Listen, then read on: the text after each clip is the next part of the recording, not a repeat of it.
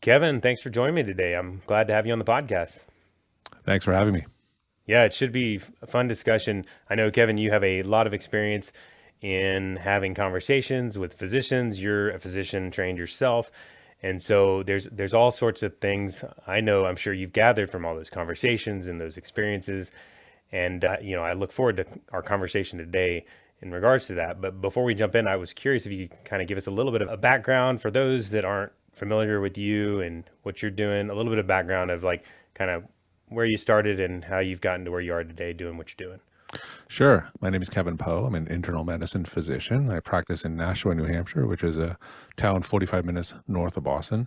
And I do primary care internal medicine, and I've been doing this for about 20 plus years at the same practice as a hospital and practice. I'm also the founder and editor of KevinMD.com, and it's a platform where anyone across the healthcare spectrum can share their stories and amplify their voices. And there's a lot of need for us to share our stories and what goes on behind the scenes of medicine. And we talk about things like clinician burnout. We talk about all the bureaucracy, electronic medical records, and all the things that prevent us from giving the best care that we possibly could for patients. And like you, I have my own podcast, the podcast by Kevin MD, where I have my guest authors come on the show and they share their own stories in their own words. So that dual role of me being a primary care physician, as well as being on social media and having my own site and being a forum where I can amplify voices. It's given me kind of a unique perspective when it comes to practicing medicine here in the United States. Mm-hmm.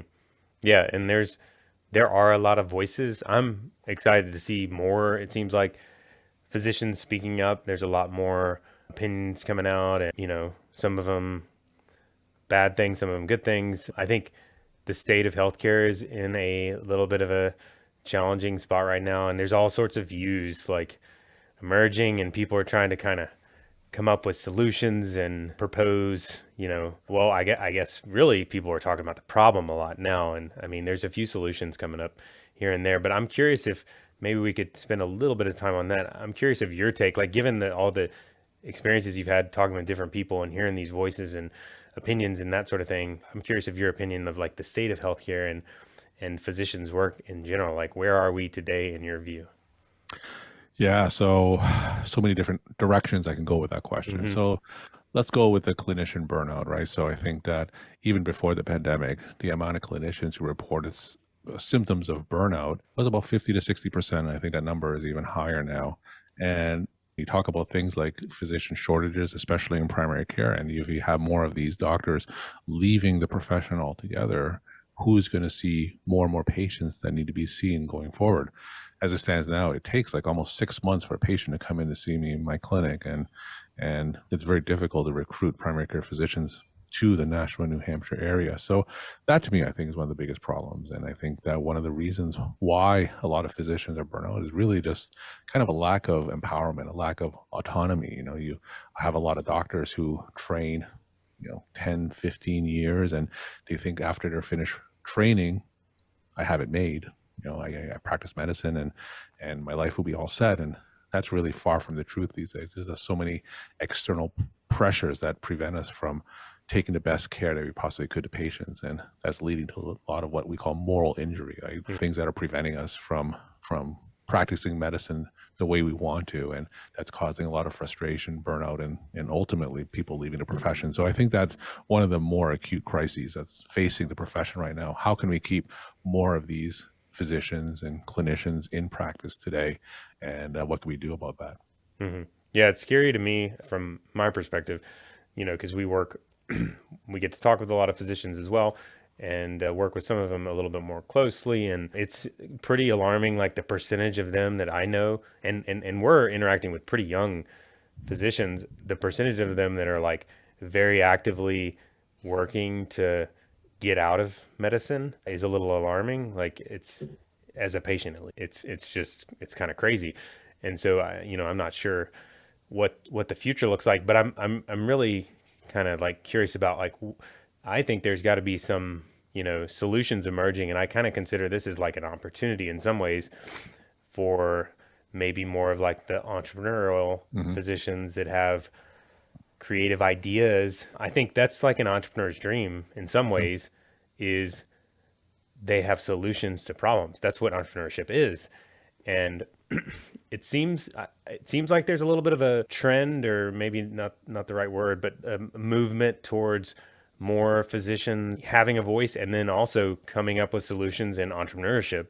Yeah. But I'm curious your take on that.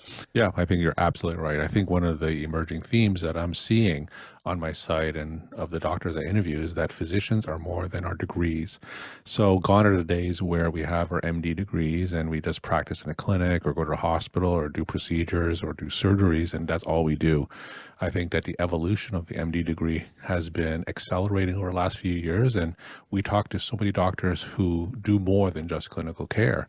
They do, like you said, entrepreneurship. They do tech startups. They do real estate. They do investing, and they do legal review, and just name it. There are dozens and dozens of ways that we can leverage our MD degree outside of clinical care. And I think that by doing that, it takes a lot of the pressure off what we're doing in clinical care. I think that is a potential solution to burnout, because if we can rely less on what we do clinically, and that's not to say that we want to leave medicine altogether, but if we could have a hybrid where on one hand we can do clinical medicine, but on the other hand we can do things and explore our passions that fill our proverbial cup, so to speak, so we could continue to do clinical medicine longer, I think that's going to really help with that burnout crisis. Now, that's not to say that there are some physicians whose 100% passion is taking care of patients, and more power to them. But I feel that for the majority of clinicians, that's really not the case. And I think that we need to prevent these physicians from completely leaving the profession. And one way to do that is to feed that entrepreneurial spirit. And we can talk about how we can do that later on. So we could rely less on some of the clinical aspects of our profession that may be burning us out. Yeah, I think entrepreneurship in some ways could be a way out of medicine, but it could also be a avenue to recreate the system of medicine. Because I mean, I personally think the system's all jacked up. It's got a lot of problems, and it's ripe for like a new way of doing things. And so, it seems like entrepreneurship is a great example of like, and physicians too are so smart. Like they're the smartest people I know, and they have all these skills and expertise. And what's sad to me is when I see someone that has this expertise and these skills in an area, and then they go do something completely different.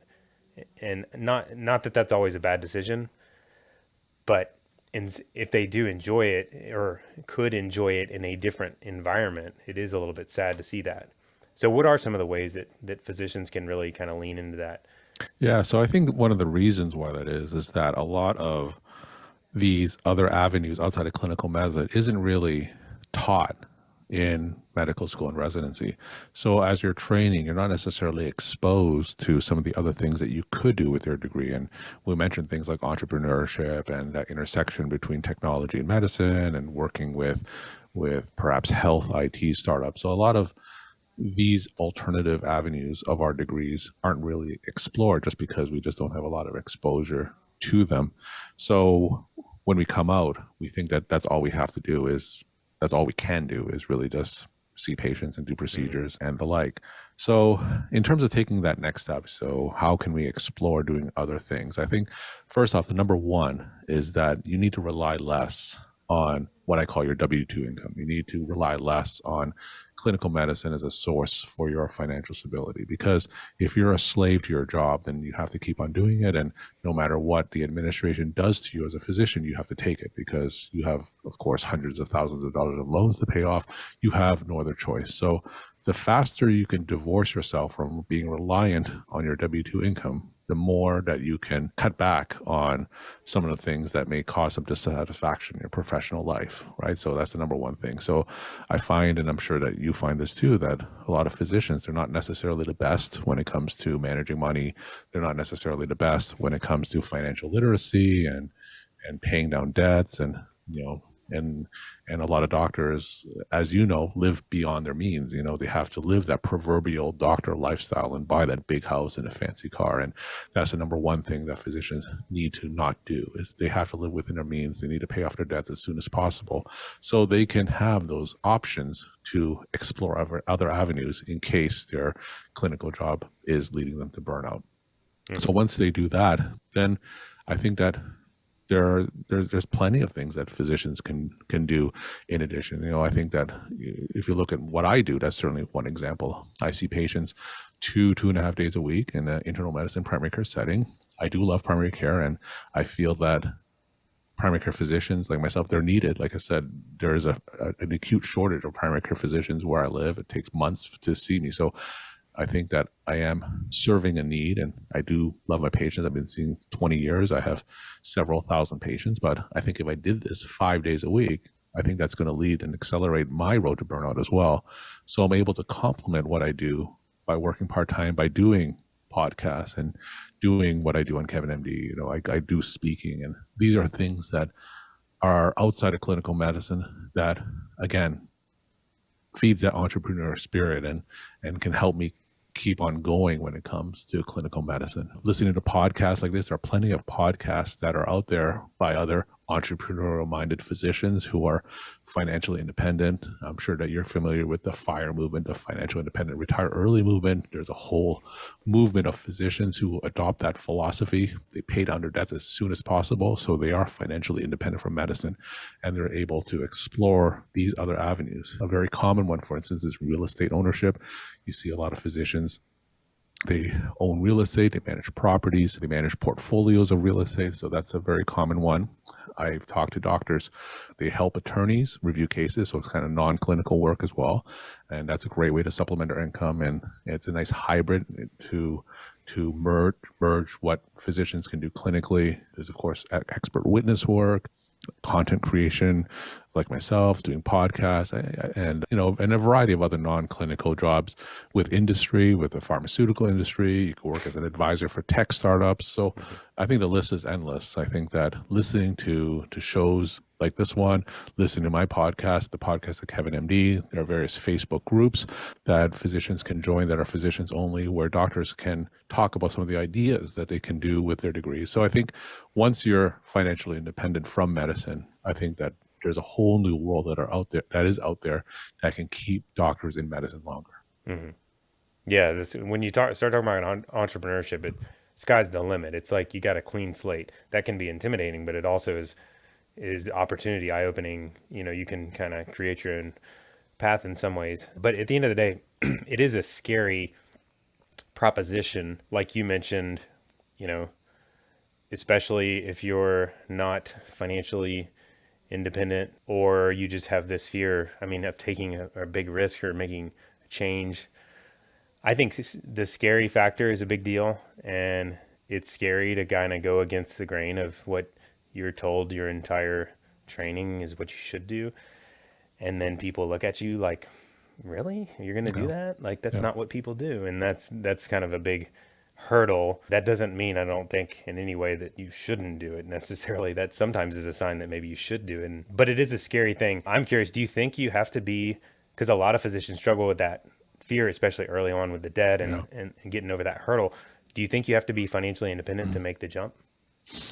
Well, it certainly makes it much easier, right? So, and I don't think it has to be binary, right? It doesn't have to be you're in medicine or you're out of medicine, right? There's certainly a spectrum, and there's a whole host of approaches one can take. If you want to just cut back one day, for instance, you can certainly do that, so it's not a binary choice. Like I said, if you are financially independent from medicine, it makes that choice much easier. Yeah.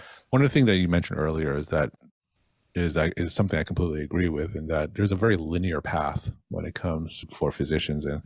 And like you said, we're not exposed to a lot of the alternative things that we can do with our degrees or medical school. So yeah, you're right. When physicians say, I'm going to do this instead of medicine, they're going to get a lot of puzzled looks from their family members and their peers. So that's why I think it's important to join communities of like-minded physicians who are talking about exactly the things that we're talking about now. Like, go to podcasts. I know that Anisha Mehta, she's a radiologist, and she runs a very popular physician side gigs Facebook group, and it's a physician only group that tens of thousands of physicians are there, and they precisely talk about the things that we're talking here about, other things that we can do with our degrees. So I think that the more that we talk about it, the more that we normalize it and make other doctors feel that there is a path outside of 100% clinical medicine, the more it becomes accepted, and hopefully that's going to lead to fewer physicians being burned out. Mm-hmm. I think getting involved in social media can help. You have to be careful with social media. There's a lot of, distraction on social media, but in certain realms or communities like LinkedIn, I'm a little bit more of a fan of LinkedIn professionally speaking. There's a lot of like really solid physicians doing really creative things that are vocal on LinkedIn. And you can kind of start to, once you tap into who those people are, it kind of opens up the universe, and you realize there's a ton of people doing cool things. But yeah, the fear is a big deal, and getting over that I think is a challenge, but it's not insurmountable. I talked with Doc G, you know who Doc G is? Yeah, absolutely. Yeah. And his whole thing, he worked in hospice for years and has experienced late life stage working with people. And one of the biggest things people regret is like not leaning into their fears, which is interesting. Like oftentimes we get hung up by our fears and don't take action. But a lot of times that's when you feel that fear, that's like a sign that you really need to lean in and kind of, lean into that fear. So you're not going to end up in a point in your life where you have regrets. On the other end of the spectrum, it's all about, in some cases it's about like pride creeping in, and because you get these, and everybody has this temptation to buy nice things and, live into the lifestyle, and you worked hard for it. And I've worked really hard. I deserve to drive a nice car and that sort of thing. But the problem with that is the more you build that up, that like you mentioned, it kind of makes you a slave to your work. Yeah. And that's another kind of paralyzing position to be in. It's a little different flavor, but it's paralyzing if you're basically completely job dependent. Yeah. You have to work to support the lifestyle that you've committed to. And it can feel paralyzing, and almost probably worse than the fear thing. I think if you're stuck, that's a tough spot. But, it's all a choice, right? I mean, you can make choices at any point in time to, turn a direction and, make a turn for the better and that sort of thing. But I mean, if you're speaking to a younger physician that just feels the pressure of all this stuff, I can't imagine what it's like to like be starting out in medicine.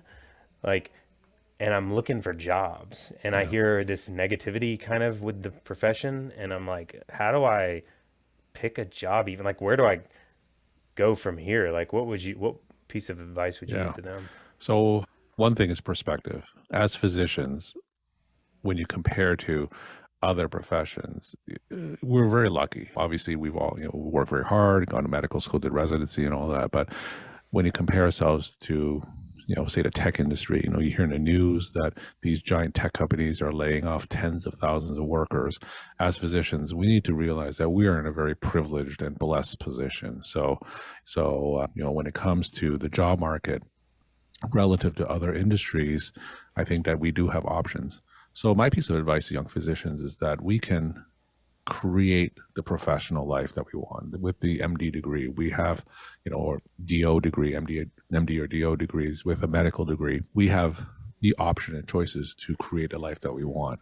Don't fall into the trap of that linear thinking, is that you've done 10 plus years of a certain thing, and you have to do this as the next step. I think that would be my biggest piece of advice, that we have options.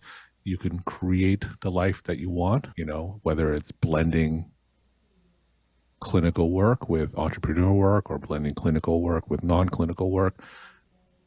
Create the life that you want. Like I said, physicians are going to be in demand. There are physician shortages all across the nation, and you should be able to choose a job that fits what you want to do, and don't fall prey into doing something that you have to do. Mm-hmm. Yeah. And ask the hard questions. Don't let people tell you this is just the way it's always been done, so you got to do it this way, Yeah. push back on that kind of thing. That's a big deal. Go with your gut too. I mean, a lot of people, your gut is like your instincts. You typically will lead you or point out like concerning things. You got to kind of listen to that, and it's sad to say that that gets squashed out in a lot of cases, Yeah. but Oh, one other thing I wanted to add is that you got to find your tribe. Like I said, if yes. we're talking about physicians who are looking for things to do outside of clinical medicine or blending with, something outside of clinical medicine with clinical medicine, you got to find like-minded physicians, right? So if you're, in a tribe that only believes that you should be working 100 hours in a hospital and that doesn't necessarily align with your values, then you got to find another tribe. And I can Mm, tell you right now, there are tens of thousands of physicians who have achieved a hybrid model of what their professional career is. And I think that they are better off and happier because of it. hmm Yeah, I love the quote. I think it's Jim Rohn. You're the average of your five best friends, and that's completely true. You got to watch that too, because look around and you know, but you can. That's another choice. You can choose to kind of redirect to a different community. Do you have any suggestions for like how to get connected into new communities? Yeah, so I think you mentioned one LinkedIn. LinkedIn certainly has a lot. I'm very active on LinkedIn as well, and there are a lot of like-minded clinicians who are there that blend that entrepreneurial spirit with clinical medicine. I did mention Nisha Mehta and Facebook group, the physician side gigs and physician community group. Those are physician only, and again, a lot of like-minded clinicians that are there. If you look at Jim Dahle, White Coat Investor, as well as Physician on Fire and Passive Income MD. These are all websites that you could start with. They all have podcasts. There's a lot of content, but more importantly, it's a community of like-minded physicians who are doing more with their MD degree. Yeah, and if you find people that are you resonate, a lot of it is values connection. If you can, you mentioned that already.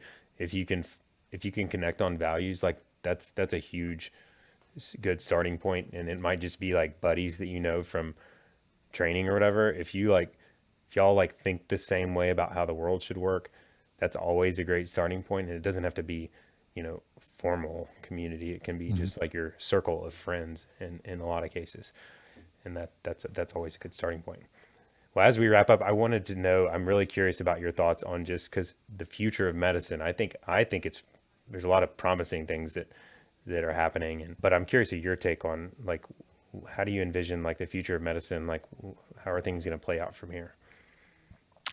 So again, so many different directions in Yeah. terms of how we could take this. The future of medicine. I think that despite everything that's going on and all the obstacles that we face, I still think that medicine is a fantastic career choice, right? You make one of the biggest impacts you could possibly make on patients. You have patients who come to you at the most vulnerable time in their lives.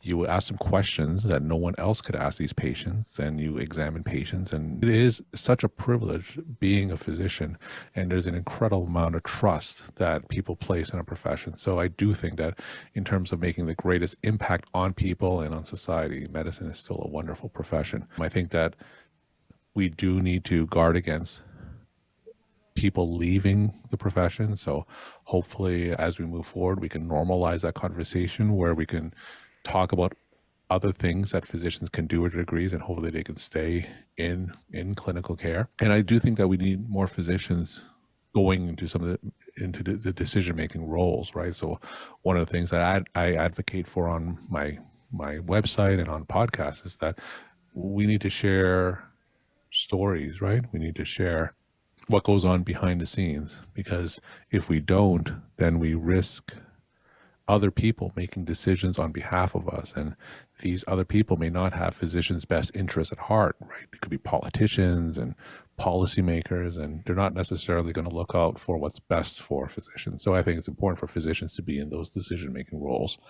So overall, I think that medicine continues to be something that I'm very happy to be in, and it's just given me so many opportunities to kind of explore outside of clinical medicine. And I encourage anyone listening to this podcast to go beyond their degree and see where that takes them. Yeah. And Kevin's a great example of someone that has identified a need and a problem and has kind of created a new platform to kind of share solutions, and you're helping to be part of the solution just in what you do, which is fantastic to see. And so if you haven't checked out Kevin's stuff, he's got all kinds of good stuff out there in his platforms of just examples and stories. You have a lot of great stories too. That's always encouraging to see or listen to or read through of other physicians or healthcare providers going through similar challenges we're going through, but then they're coming out with like these great solutions. And there's all kinds of them. You just kind of have to do a little bit of looking. And like I said, Kevin's site, if you haven't checked it out, is a great resource for that. So I appreciate you coming on, Kevin. It's always fun to chat about stuff, and it's been a good conversation. Thanks a lot, Dan. I appreciate you having me on.